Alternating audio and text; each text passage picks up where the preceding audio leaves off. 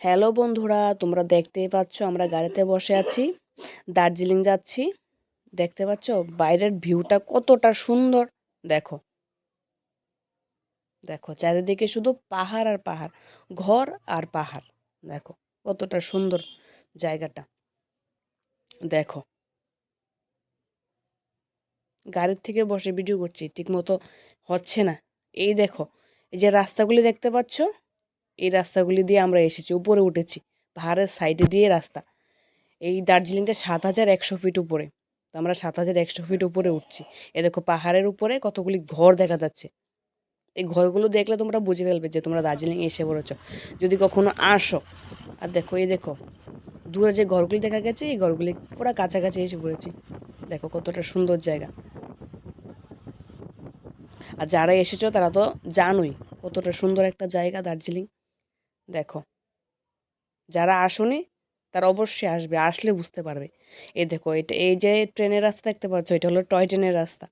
দেখো আসলে আমরা ব্যাড লাক ছিল, আমরা টয় ট্রেন চড়তে পারিনি তখন।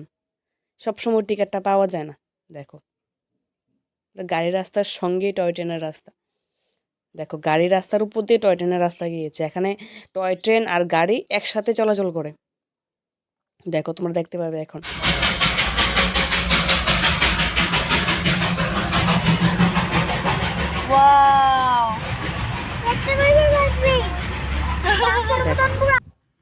আর এই যে বিল্ডিংটা তৈরি করছে, তোমরা একটু আমাকে বলবে, ঠিক আছে? তোমরা কখনো এরকম দেখেছো কিনা? আমি তো কখনো দেখতে পাইনি, এখানে এসে দেখলাম। এরকম আমাদের ত্রিপুরাতে আমি কখনো দেখিনি। হয়তো বা ওরা পাহাড়ের উপরে যে বানাচ্ছে, হয়তো বা একটু স্ট্রং হওয়ার জন্য, মজবুত হওয়ার জন্য বানাচ্ছে হয়তো বা। আর দেখো আমরা এখন এবার পৌঁছে গেছি পুরো। এখানে আছে না, কন্টিনিউ এই গাড়ি চলে। তোমরা কখনো আসলে বুঝতে পারবে যারা আসোনি। এখানে মানুষ কন্টিনিউ ঘুরতে আসে। এই যে গাড়িগুলি দেখতে পাচ্ছ, সব সময় থাকবে এখানে। আচ্ছা না, কোনো মাসে বা কোনো দিন এগুলো, এই গাড়িগুলো থাকবে না। হ্যাঁ, সব সময় থাকে, মানে সব সময় একটা গাড়ির জাম লেগে থাকে। দেখো এটা হলো মল রুট। দেখো এই দেখো কতগুলো তার দেখতে পাচ্ছ। আমি এখানে এসে জাস্ট অবাক হয়ে গেলাম, এতগুলো তার কারেন্টের। দেখো কতগুলো যে কারেন্টের তার ঝুলছে এখানে, যেখানে যাচ্ছি সেখানে দেখছি মোটা মোটা কারেন্টের তার।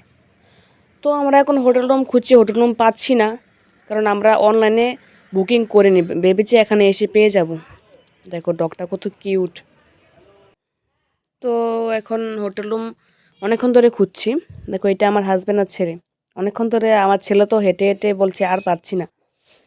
তো যাই, এখানে একসাথে হোটেল আর রেস্টুরেন্ট একসাথে আছে, দেখি এটার মধ্যে পাই কি না। গিয়ে অনেক অনেক জায়গায় গিয়ে হোটেল রুম পাইনি, বুকিং হয়ে গেছে। তোমরা কখনো আসলে আগের থেকে বুকিং করে নেবে।